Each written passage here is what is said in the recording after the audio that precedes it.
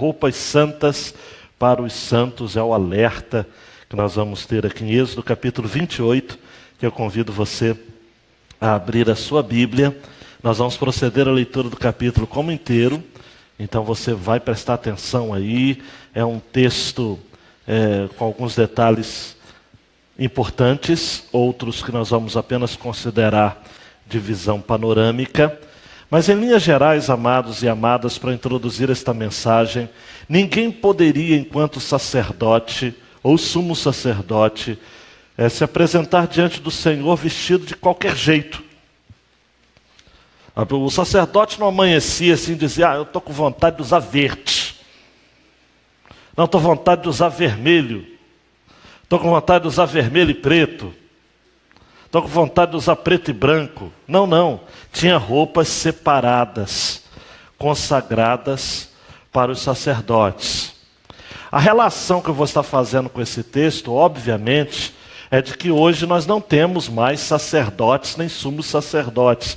Apesar de algumas igrejas terem aí, o evangelho não precisa mais, porque Jesus é o nosso sacerdote, nosso sumo sacerdote. E eu vou estar falando isso. E há uma relação direta entre os detalhes de roupas, a vestimenta, o vestuário dos sacerdotes, do sumo sacerdote, em relação à pessoa e obra de Jesus. E nós vamos fazer essa relação ao longo da mensagem. Mas só para lhe ajudar visualmente, Adriele, dê mais um clique, por favor. Isso. A roupa, a imagem não está assim 100%, mas a roupagem é essa. Né? Então havia um manto, um peitoral, um colete, e não dá para ver, obviamente, dá para ver o detalhe das cintas, e geralmente descalços, e esse turbante, também chamado de mitra, e essas pedras preciosas, 12 pedras, representando as 12 tribos de Israel, que ficavam ao peito do sumo sacerdote. Esta é a roupa do sumo sacerdote, que nós vamos estar vendo aqui em destaque, Êxodo 28. Acompanhe comigo a leitura, por favor. E chamarás dentre os israelitas teu irmão Arão, e seus filhos Nadab e Abiú, Eleazar e Itamar, para me servirem como sacerdotes. Farás vestes sagradas para Arão, teu irmão, para glória e ornamento. Falarás a todos os homens hábeis, a quem eu tenho enchido com espírito de sabedoria, que façam as vestes de Arão para santificá-lo, para que me sirva como sacerdote. Estas são as vestes que farão: um peitoral, um colete sacerdotal, um manto, uma túnica bordada, uma mitra e um cinto. Farão as vestes sagradas para Arão, teu irmão, e para seus filhos, para que me sirvam como sacerdotes. Utilizarão ouro, tecido azul, púrpura, carmesim e linho fino. E farão colete sacerdotal de ouro, tecido azul, púrpura e carmesim, de linho fino, torcido, obra artesanal. O colete terá 2 ombreiras pregadas nas suas 2 pontas, para que seja unido. E o cinto, por cima do colete sacerdotal, formará com ele uma só peça. Também será de ouro, tecido azul, púrpura, carmesim e linho fino, torcido. Pegarás 2 pedras de berilo e gravarás nelas os nomes dos filhos de Israel. 6 nomes numa pedra e 6 nomes na outra, por ordem de nascimento. Gravarás os nomes dos filhos de Israel nas 2 pedras, como lapidário grava um selo. Tu as farás guarnecidas com engastes de ouro. E porás as 2 pedras nas ombreiras do colete sacerdotal, para servir de pedras de memorial para os israelitas. Assim Arão levará seus nomes diante do Senhor sobre os 2 ombros como memorial. Farás também engastes de ouro e 2 correntes de ouro em forma de cordão entrelaçadas, e as fixarás nos engastes. Farás também o peitoral do juízo, obra artesanal, semelhante ao colete sacerdotal. O farás de ouro, tecido azul, púrpura e carmesim, de linho fino, torcido, quadrado e dobrado, com 1 palmo de comprimento e 1 palmo de largura. E o enfeitarás com pedras preciosas em 4 fileiras. A primeira será de um rubi, um topázio e uma esmeralda. A segunda fileira será de uma turquesa, uma zafira e um ônix. A terceira fileira será de um jacinto, uma ágata e uma ametista. E a quarta fileira será de uma crisólita, um berilo e um jaspe. Elas serão guarnecidas de ouro nos seus engachos. As pedras terão os nomes dos filhos de Israel, 12, segundo seus nomes. Serão gravadas como um selo, cada uma com o nome de uma das 12 tribos. Farás sobre o peitoral correntes de ouro puro, trançadas como cordões. Também farás 2 argolas de ouro sobre o peitoral e as porás nas suas 2 extremidades. Então introduzirás as 2 correntes de ouro trançadas nas 2 argolas nas extremidades do peitoral. E introduzirás as outras 2 pontas das 2 correntes nos 2 engastes e as porás nas ombreiras do colete sacerdotal na parte da frente. Farás outras 2 argolas de ouro e as porás nas 2 extremidades do peitoral, na borda, junto ao lado interno do colete sacerdotal. Farás mais 2 argolas de ouro e as porás nas 2 ombreiras do colete sacerdotal para baixo, na parte da frente, junto à costura e acima do cinto do colete. E ligarão o peitoral com cordão azul pelas suas argolas, as argolas do colete sacerdotal, de modo que fique sobre o cinto do colete e o peitoral não se separe dele. Assim Arão levará os nomes dos israelitas no peitoral do juízo, sobre o seu coração, quando entrar no lugar santo para memorial contínuo diante do Senhor. Também porás no peitoral do juízo o Urim e o Tumim, para que estejam sobre o coração de Arão quando se apresentar diante do Senhor. Assim Arão levará continuamente o julgamento dos israelitas sobre o coração diante do Senhor. Farás de tecido azul todo o manto do colete sacerdotal. No meio dele haverá uma abertura para a cabeça, com uma dobra tecida ao redor, como uma gola de malha para que não se rompa. Nas suas abas, em toda a sua volta, farás romãs de tecido azul, púrpura e carmesim, entremeadas de campainhas de ouro ao redor. As campainhas de ouro e as romãs se intercalarão em volta das abas do manto. E Arão o usará quando ministrar, para que se ouça o som, quando ele entrar no lugar santo diante do Senhor, e ao sair, para que não morra. Também farás uma lâmina de ouro puro, e nelas gravarás como a gravura de um selo, santo ao Senhor. Prenda-o com cordão azul, para que fique na frente da mitra. Ela estará sobre a testa de Arão, e Arão levará o pecado cometido contra as coisas santas que os israelitas houverem consagrado em todas as suas santas ofertas, e ficará sempre na sua testa, para que eles sejam aceitos diante do Senhor.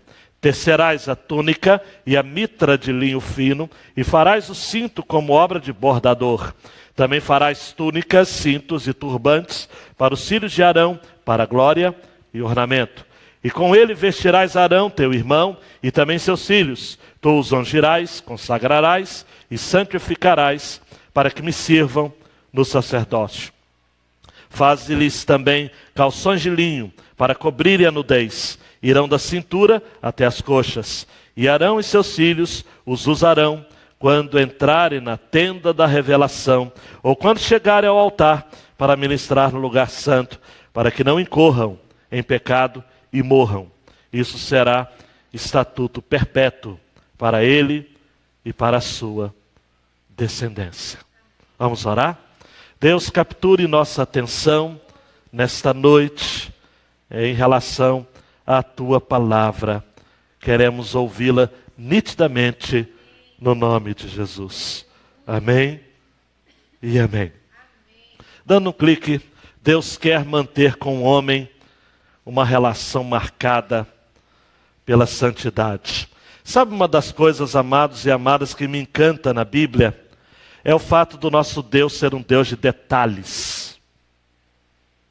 Nós estamos vendo a terceira parte do livro de Êxodo, compreendendo aí do capítulo 25 até o último capítulo, de número 40. Um Deus que quer se relacionar com o homem, mas não abre mão de que esse relacionamento aconteça nos seus termos. E eu tenho repetido essa frase aqui ao longo dessa série. Tem que ser do jeito de Deus. Na definição do tabernáculo, e várias mensagens, e nós vamos retornar depois, porque ainda estaremos contemplando alguns outros elementos do tabernáculo, ou a tenda do encontro, que é uma outra expressão. Todas as cores, todo jeito, todo formato, todo material, todo conteúdo, é justamente para demonstrar o fato de que o tabernáculo estava apontando para adiante, para a pessoa perfeita e a obra perfeita do Senhor Jesus. Olhe para mim, Deus escolheu um povo para si, o povo de Israel. E este povo então precisava fazer com que as coisas ocorressem em relação ao culto.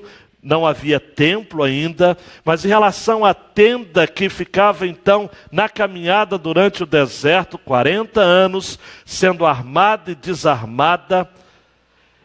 E havia então necessidade de um grupo seleto para cuidar das ordenanças do culto ao Senhor.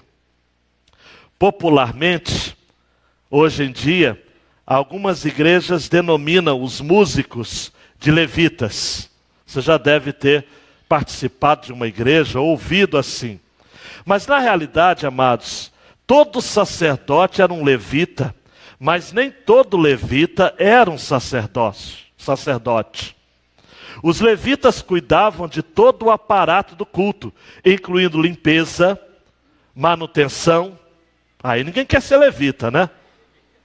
Eu nunca vi gordo levitar, né? Mas tem levita. Todo mundo quer levitar. Mas o levita é aquele que cuidava de toda a estrutura formal, operacional do culto. E dentre os levitas haviam os sacerdotes. E dentre os sacerdotes haviam o sumo sacerdote.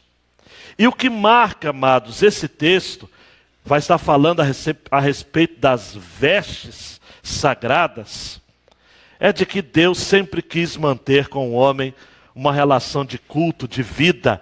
Quando eu falo culto, eu estou falando de vida marcada pela santidade. A primeira porção que eu quero chamar a sua atenção são os 4 primeiros versos. Deus chama sacerdotes para representá-lo diante dos homens. E chamarás entre os israelitas teu irmão Arão, seus filhos Nadab e Abiú.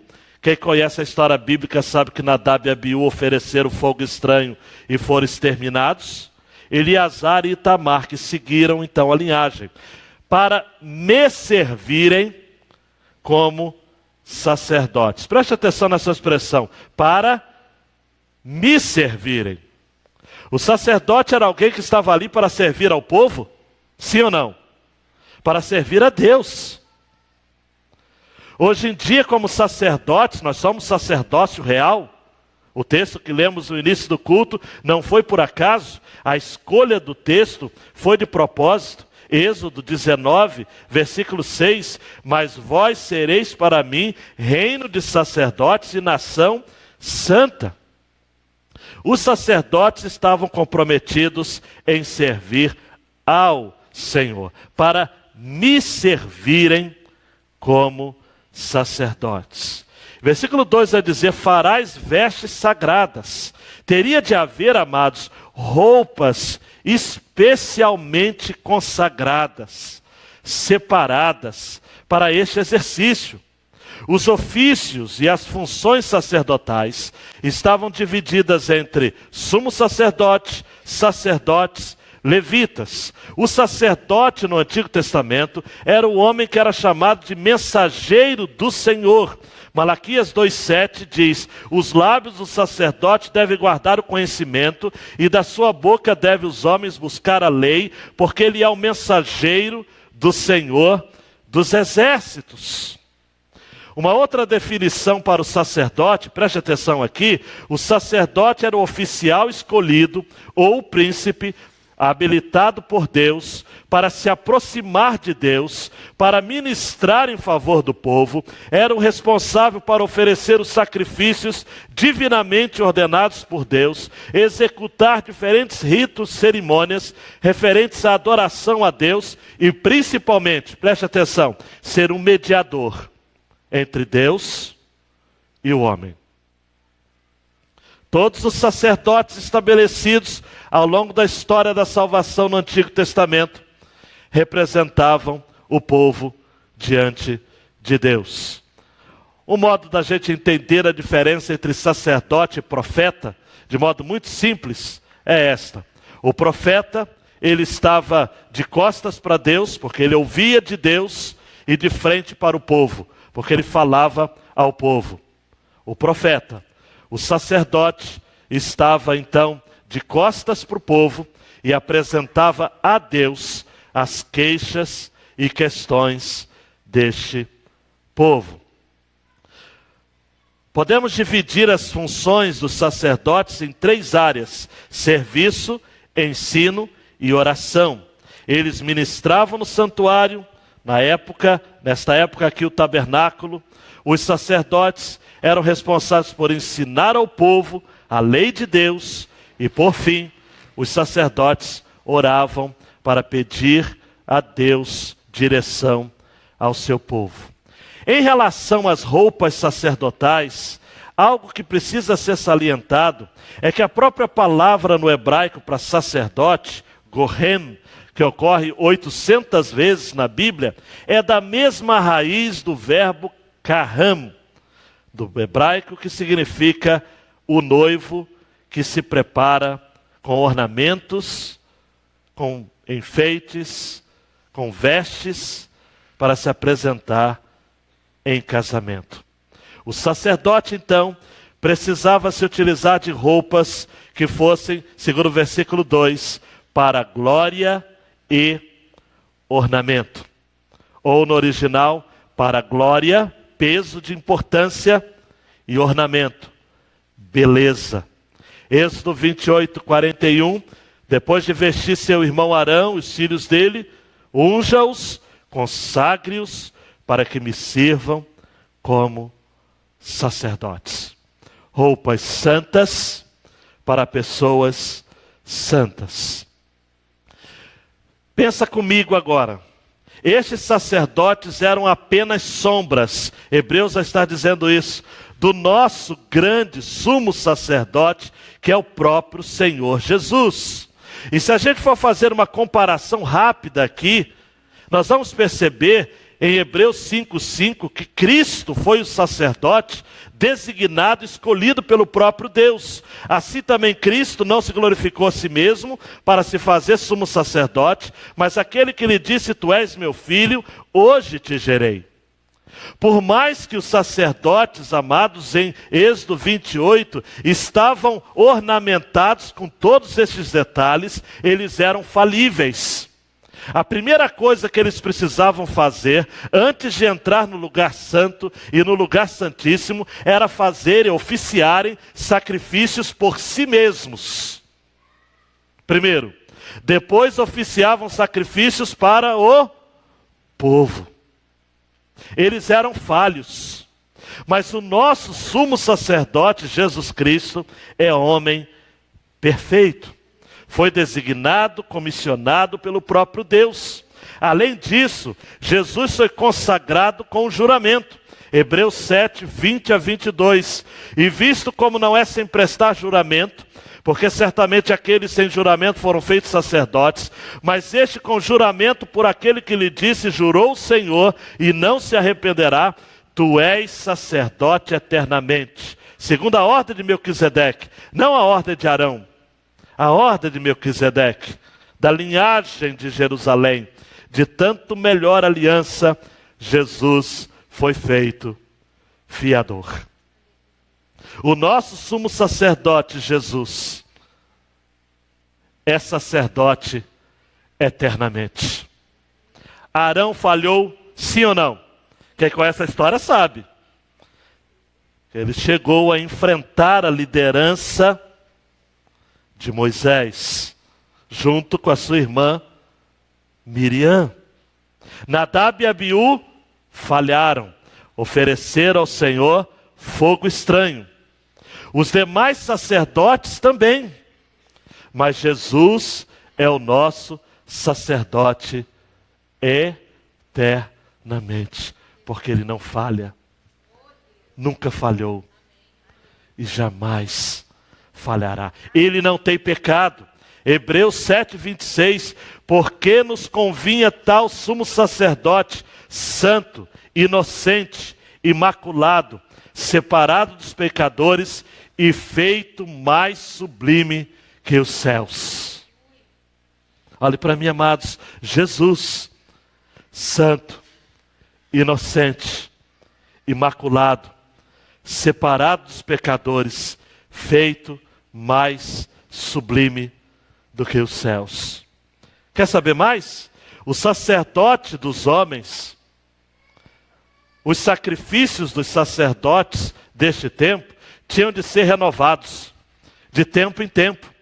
E o sumo sacerdote, uma vez por ano, no dia da expiação, entrava no Santíssimo Lugar para oficiar pelo povo. Jesus fez um sacrifício inalterável e definitivo. Hebreus 7, 23 e 24. E na verdade aqueles foram feitos sacerdotes em grande número, porque pela morte foram impedidos de permanecer. Mas este, porque permanece eternamente, tem um sacerdócio perpétuo. Fica ligado. Hebreus 9, 25 a 28. Nem também para si mesmo se oferecer muitas vezes, como sumo sacerdote, cada ano entra no santuário com sangue alheio. De outra maneira, necessário lhe fora padecer muitas vezes desde a fundação do mundo. Mas agora, na consumação dos séculos, uma vez se manifestou para aniquilar o pecado pelo sacrifício de si mesmo, Jesus. E como aos homens está ordenado morrerem uma vez, vindo depois disso o juízo, assim também Cristo, oferecendo-se uma vez para tirar os pecados de muitos, aparecerá segunda vez sem pecado aos que o esperam para a salvação. Eu estou insistindo, amados, nesse relato, para dizer em alto e bom som de que aquilo que Jesus fez, além de inalterável, é perfeito, é definitivo. Os nossos pecados foram todos perdoados na cruz do Calvário, de modo que não há necessidade de fazer correntes, novenas, campanhas, matar animais, buscar a intermediação de homens. Jesus foi o sumo sacerdote perfeito. A sua obra foi completa. Hoje Ele está na glória fazendo, sabe o quê? Intercedendo continuamente por nós. Hebreus 7, 24 e 25. Mas este, porque permanece eternamente, tem um sacerdócio perpétuo. Portanto, pode também salvar perfeitamente os que por ele se chegam a Deus, vivendo sempre para interceder por eles. O que Jesus está fazendo agora, nesse exato momento? O que Ele sempre fez desde a fundação do mundo: interceder por mim e por você. Ele não se cansa disso. Aquilo que nós vemos em Êxodo capítulo 28 é uma imagem pálida. Hebreus capítulo 10 vai dizer, é uma sombra, apenas uma sombra das coisas futuras e mais perfeitas. Quer saber de uma outra coisa? Os sacerdotes eram mediadores finitos.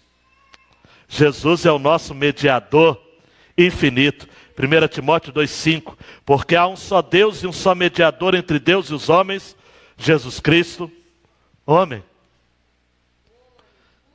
Eu não sei como é que tem gente hoje ainda correndo atrás de sacrifícios. de sacerdotes servindo a Deus erroneamente, sinceramente equivocados, em igrejas que buscam determinados símbolos do judaísmo para atrair a fé dos incautos. Pastores que se vestem em estolas sacerdotais. Tudo isso acabou, amados. Quando Jesus Cristo morreu, e Mateus já está registrando isso, o véu que estava no templo rasgou-se de alto a baixo. E tem gente hoje costurando o véu. Costurando o véu. Nós cantávamos na nossa infância e adolescência, o véu que separava já não separa mais. A luz que outrora apagada, agora brilha, e cada dia brilha mais. O que eu então e você precisamos fazer, uma vez que temos um sumo sacerdote perfeito, recolhendo as nossas orações? Olha para mim, Apocalipse vai dizer de que todas as nossas orações estão em potes de ouro. E Ele está guardando. O que devemos fazer? Aí eu descobri uma oração de um bispo anglicano, Bethard, que disse assim: eu não sei orar, só sei pecar. Minha penitência precisa de arrependimento. E minhas lágrimas precisam ser lavadas com o sangue do meu Redentor. Só isso. Arrependa-se e permita-se ser lavado com o sangue de Jesus. A segunda porção eu vou estar usando de uma visão bem panorâmica. Todos os detalhes da roupa dos sacerdotes têm sentido para a época, em primeiro plano, e aponta para aquilo que Jesus fez também e faz. Versículos 5 a 12, fala sobre o colete. O que era o colete sacerdotal, ou éfode, ou estola sacerdotal? Era uma peça com a frente e as costas unidas por tiras, em cima de cada ombro, feita de estofo azul, uma cor que representa o céu, púrpura, uma cor que simboliza pureza, e escarlate, ou carmesim, que representa o sangue. Era uma custosa, fina peça de realce deslumbrante. O azul celeste propanava a graça, e o sangue, a redenção. E o tecido era entremeado de fios de ouro fino, significando pureza. E versículo 12 vai dizer de que os nomes diante do Senhor sobre os 2 ombros, representando as 12 tribos, eram guardadas, levadas como memorial. O caráter de intercessão do sumo sacerdote. Cada pedra representando então os nomes dos filhos de Israel. Versículos 13 a 29 fala desse peitoral. Junto ao éfode, junto a essas pedras, de um palmo quadrado, algo de 22 centímetros e meio, feito do mesmo material da estola sacerdotal, 4 fileiras de pedras preciosas, fileira de sárdio, topázio, carpúnculo, esmeralda, safira, diamante, jacinto, ágata, ametista, berilo, ônix, jaspe, pedras preciosas, seguro por meio de argolas de ouro, o sacerdote levava sobre o seu coração, versículo 29, para memorial contínuo diante do Senhor. A intercessão do sumo sacerdote pelo povo. O manto do colete, versículos 31 a 35, uma roupa tecida em peça única, sem mendas, com abertura para a cabeça, ornado de romãs, com uma campainha em cada uma, campainhas de ouro. Arão, versículo 35, o usará quando ministrar, para que se ouça o som, quando ele entrar no lugar santo diante do Senhor, e ao sair, para que não morra. O temor era de que o povo que estava do lado de fora precisava ouvir os movimentos do sumo sacerdote pelas campainhas de ouro. Se as campainhas deixassem de tocar, era sinal de que o sumo sacerdote teria sido fulminado por conta dos seus pecados. O nosso Deus é santo. Amados, somente, olha para mim, somente alguém que não tivesse pecado. Por isso que ele tinha que prestar sacrifício por si antes. Poderia entrar no Santo dos Santos. Eu e você, amados, hoje em dia, como nós poderíamos entrar na presença de Deus se um homem perfeito não tivesse pagado o preço por nós? Agora olhe para mim, amados. Aprove a Deus que um filho de Deus, se fizesse pecado, se submetesse a uma morte do madeiro, uma morte maldita. Paulo vai estar dizendo em Colossenses, a carta aos Colossenses, de que ele se fez, Gálatas, que ele se fez maldição por nós. Porque havia na lei um ponto, um artigo claro, de que maldito seria o homem que fosse pendurado no madeiro. Mas ele morreu. Ele se fez maldição por nós. Tudo isso para que nós estivéssemos vivendo em comunhão com Ele. A palavra de Deus, amados, é muito preciosa. Ao dizer que de fato tudo isso foi feito para que eu e você hoje pudéssemos ter vidas, e vida em abundância. Paulo vai escrever aos Colossenses, no capítulo 2, versículos 13 a 15.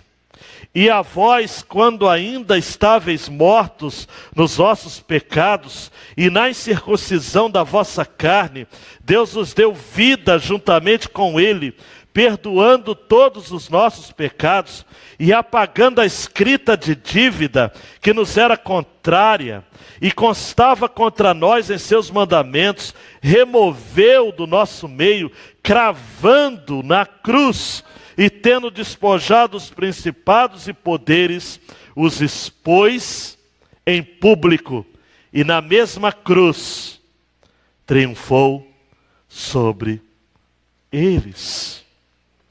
Esta é a obra perfeita de Jesus. Obra perfeita. Versículos 36 a 38, a lâmina de ouro puro, o turbante, uma mitra, semelhante a uma coroa, feita de ouro fino, escrita em uma placa, santidade a Jeová, ou santo é o Senhor. De um lado ele era homem, do outro teria que se apresentar diante dos homens com a verdade de que apenas santo era o Senhor. Santo ao Senhor. E este detalhe de santidade termina, amados, com o detalhe da roupa de baixo. Até nisso o Senhor Deus pensou. E você vai ter então dos versos 39 até 43. Preso ao corpo por uma faixa ou cinto, era feito um manto, uma roupa de baixo, uma espécie de camisão ou túnica, ricamente colorido. É interessante, por que ricamente colorido se ninguém iria ver? Porque Deus via. Deus via. Versículos 42 e 43. Faze-lhes também calção de linho para cobrir a nudez. Irão da cintura até as coxas. E Arão e seus filhos os usarão quando entrarem na tenda da revelação, ou quando chegarem ao altar para ministrar no lugar santo, para que não corram em pecado e morram.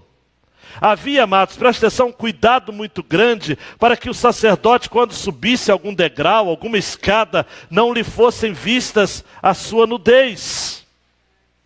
Êxodo 20, 26 a dizer: não subirás ao meu altar por degraus, para que a tua nudez não seja descoberta. Na Bíblia há uma advertência muito séria. Gênesis, por exemplo, nós vamos encontrar um dos filhos de Noé. Noé, alcoolizado, um dos seus filhos entra em sua tenda, nome dele, Cão. E ao invés de cobrir a nudez do seu pai, se utiliza de escárnio e de deboche. E a sua geração, a geração de Cão, é punida por conta disso.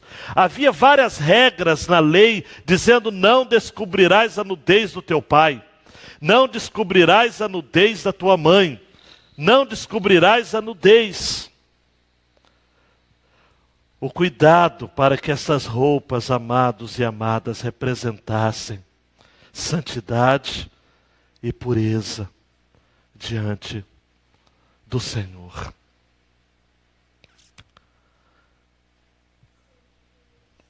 Você é um sacerdote de Deus. Uma das doutrinas básicas, nós vamos entrar em detalhes depois, é o sacerdócio universal de todos os crentes.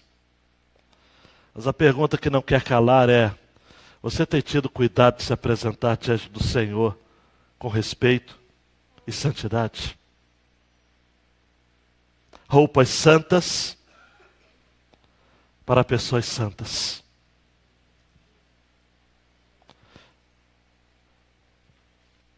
É fato de que tem muita gente apresentando ao Senhor um culto de qualquer jeito. Eu não falo apenas do que diz respeito à roupa, embora eu vou estar falando também.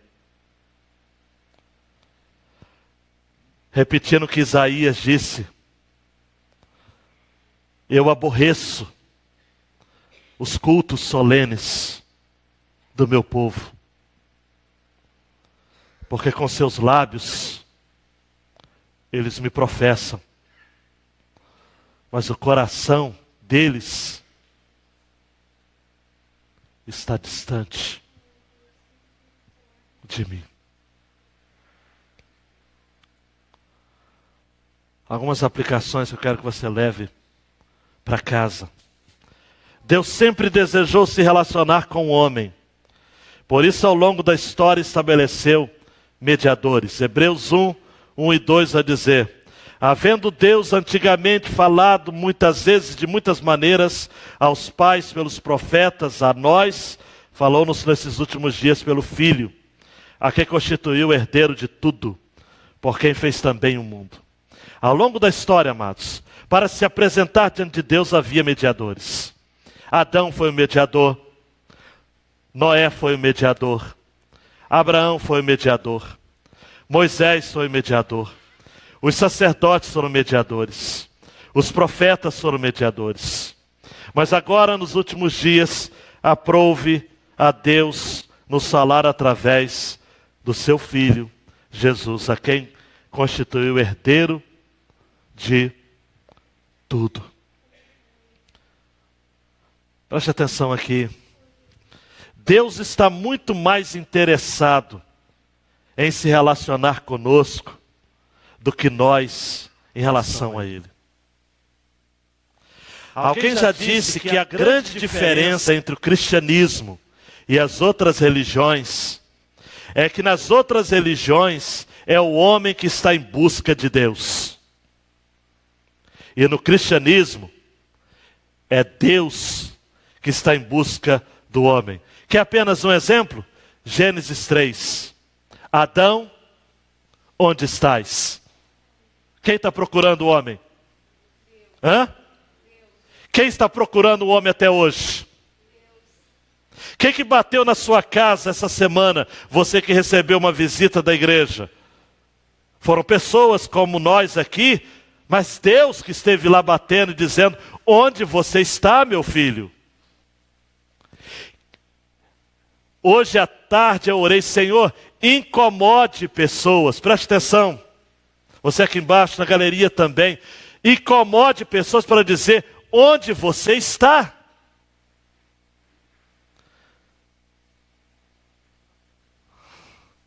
Há um livro fantástico do Philip Yancey chamado Encontrando Deus nos Lugares Mais Inesperados.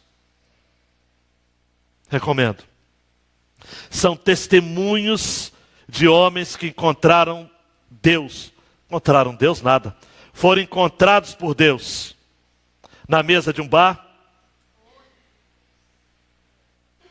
Pode ou não pode? Andando pela rua sem eira e sem beira, sem documento, sem lenço e sem documento, como diz a música. E Deus fala, fulano, onde você está? Quer ver mais um exemplo bíblico? Saulo estava saindo para perseguir cristãos. Era um serial killer, um matador de cristãos. Jesus o surpreende no caminho. Ele cai ao chão e ouve uma voz que dizia, Saulo, Saulo, por que me persegues? Preste atenção. Você não está aqui porque você buscou a Deus. Antes, o desejo seu de buscá-lo foi resultado da busca dele primeiro. Porque a Bíblia vai dizer em 1 João, nós amamos a Deus porque Ele amou primeiro. Quem buscou quem? Deus. Quem encontrou quem? Deus. Somente Deus. Segunda aplicação, as roupas dos crentes precisam refletir o caráter santo do nosso Deus. E a pergunta que não quer calar é, a sua roupa não é só na igreja, porque é legalismo falar que você deve vir com roupa decente para o culto. E na escola você vai de qualquer jeito. No trabalho você vai de qualquer jeito. Quem gosta de indicação de livros, há um livro da editora Fiel, Domínio Público, pode baixar na internet sem dor na consciência. Deus, o estilista. Um livreto, você lê em uma sentada. Deus, o estilista, de Jeff Pollard. Num dos capítulos ele diz o seguinte, a modéstia, preste atenção, a modéstia não é uma questão de vestimenta, é uma questão de coração. Se o coração está correto diante de Deus, ele vai se governar em pureza, acompanhada de humildade e modéstia. Modéstia não é uma questão de moda, de grife. É uma questão do coração. Você pode se vestir com vestidão longo e ser sensual, indecente, imoral. Você pode se vestir de terno e gravata e ser um corrupto. Nenhuma relação com o que você está pensando. Mas pode ou não pode? Hã? João Calvino vai dizer o seguinte, a vestimenta de uma mulher piedosa e virtuosa tem de ser diferente das vestes de uma prostituta. Se a piedade tem de ser provada pelas obras, a verbalização de ser crente precisa ser visível em vestes decentes e apropriadas. Eu falei aqui que aquilo que Marcos, Giovanni e eu conversávamos sobre a roupa de domingo. O melhor para Deus. Ninguém precisa mais usar essas roupas aqui com detalhes caríssimos em Êxodo 28. Mas amado e amada, eu li um site essa semana pesquisando, caí sem querer num site de moda feminina. E aí uma frase que eu vi no site diz o seguinte, a roupa representa a sua personalidade. Olha que chique. Então você precisa se vestir. Quando você encontra uma pessoa, por exemplo, ela está toda de negro, de preto, né? De cima a baixo. Pode ser um estilo, Ou em algumas culturas, ela pode estar de luto. Você entra no hospital e vê uma pessoa com jaleco branco. Ela é alguém que trabalha ali, pode ser um médico, dependendo do formato, uma enfermeira. Um policial, quando está em serviço, ele está fardado. Um militar, da mesma forma. As roupas dos crentes refletem o caráter santo do nosso Deus. Isso vale para o homem, isso vale para a mulher. Preste atenção nisso. Terceira aplicação. Essa, amados, me incomodou muito. E ao mesmo tempo me alegrou muito o coração. Quantos já viram quadros de Jesus na cruz, sendo dramatizado ali, ele na cruz mesmo, o próprio corpo? Levante a mão assim. Você sabia que a maioria dos quadros que retratam Jesus na cruz não corresponde à realidade se a pessoa representada no quadro estiver com roupas escondendo suas partes íntimas? Porque as pessoas, os criminosos, eram crucificados nus. Está prestando atenção? Por isso que eu coloquei aqui, ó. Jesus entregou a sua vida por nós sem roupas, para que fôssemos vestidos com seus trajes de justiça.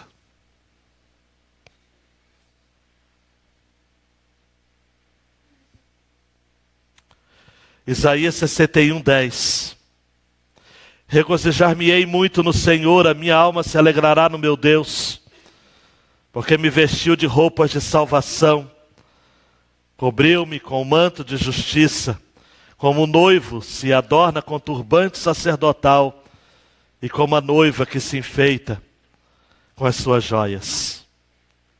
Romanos 5:1 e 2.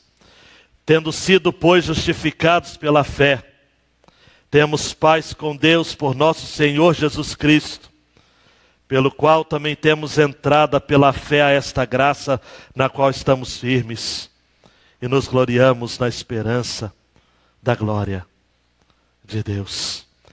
Há um outro texto precioso da palavra de Deus que diz em Romanos: aquele que não tinha pecado se fez pecado por nós, para que nele fôssemos chamados servos da justiça. Olha para mim. Em Gênesis 3,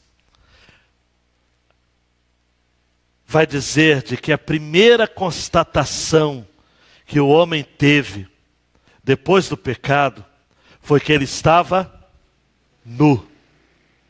Capítulo 2 de Gênesis vai terminar dizendo que Adão e Eva estavam nus e não se envergonhavam. No capítulo 3 vai dizer, no versículo 8, que quando perceberam-se nus, fizeram folhas de figueira para si como roupa. Aí que ocorreu o chamado de Deus: Adão, onde estás?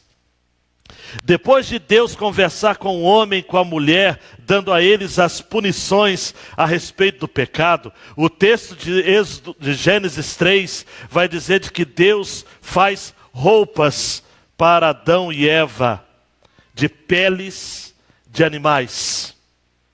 Olhe para mim, tem como tirar peles de animais sem antes matá-los? Não.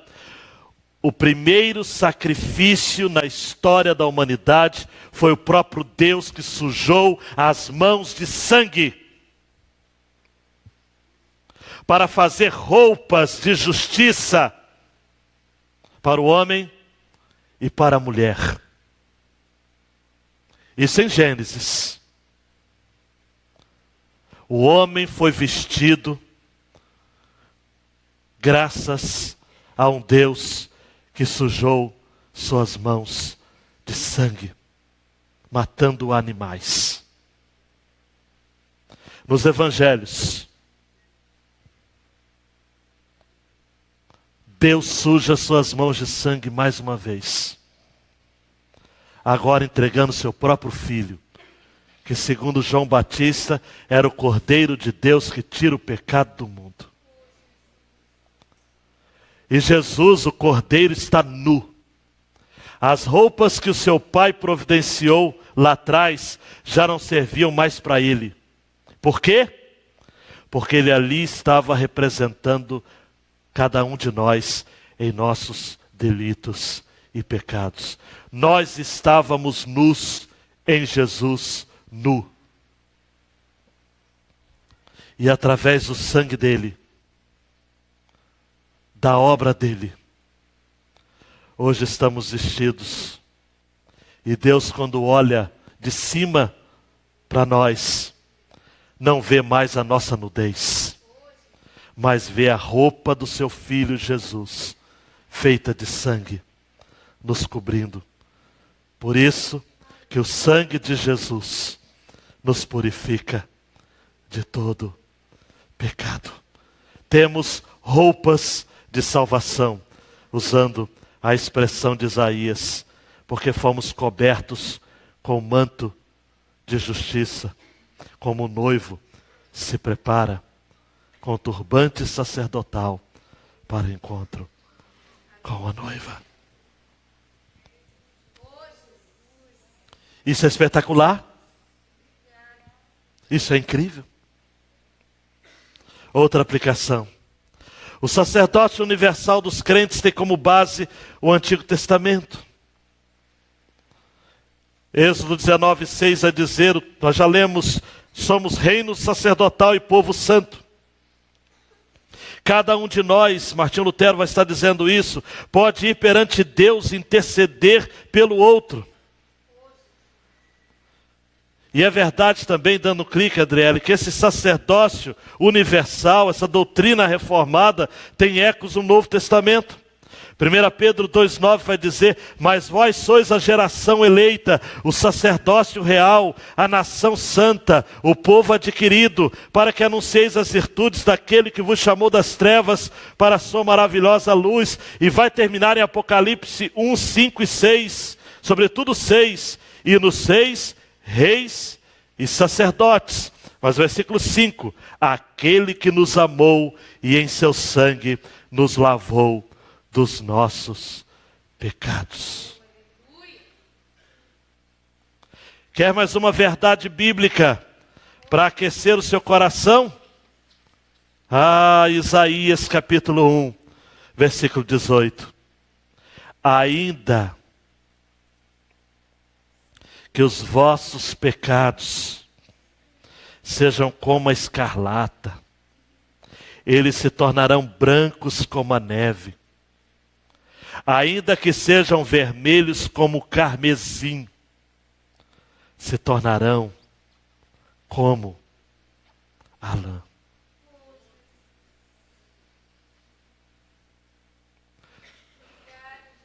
Deus quer manter uma relação com você. Quer manter uma relação de santidade. Eu li recentemente na revista Ultimato de que existe uma empresa espanhola chamada Eliminalia.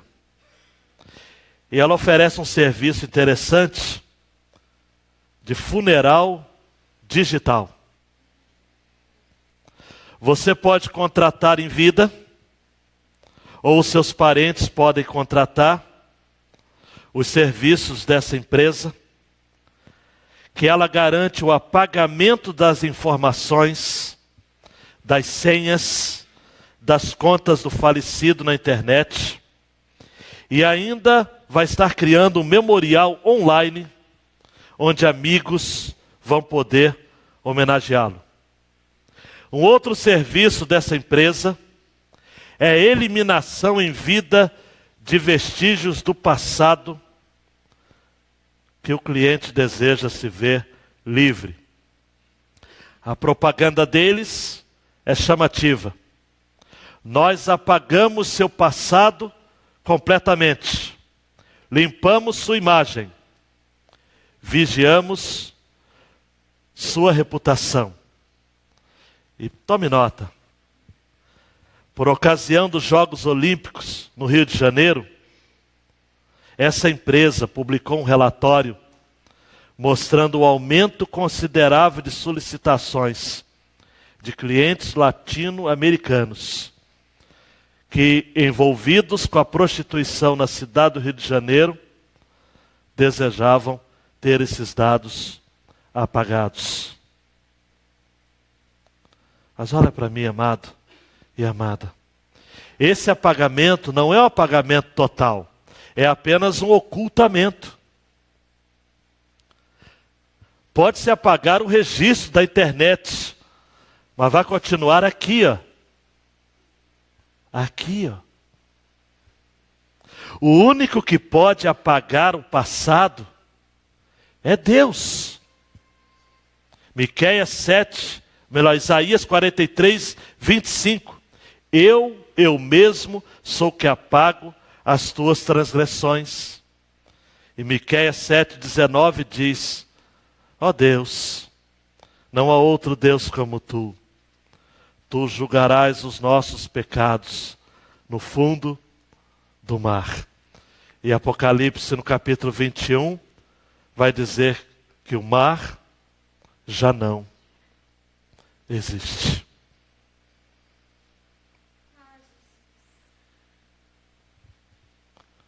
Deus quer se relacionar com você. Deus quer nesta noite lhe vestir com as roupas do seu filho. Ele quer apagar o seu passado, transformar o seu presente e mudar o seu futuro. Jesus, o sumo sacerdote, está aqui, interessado na sua vida.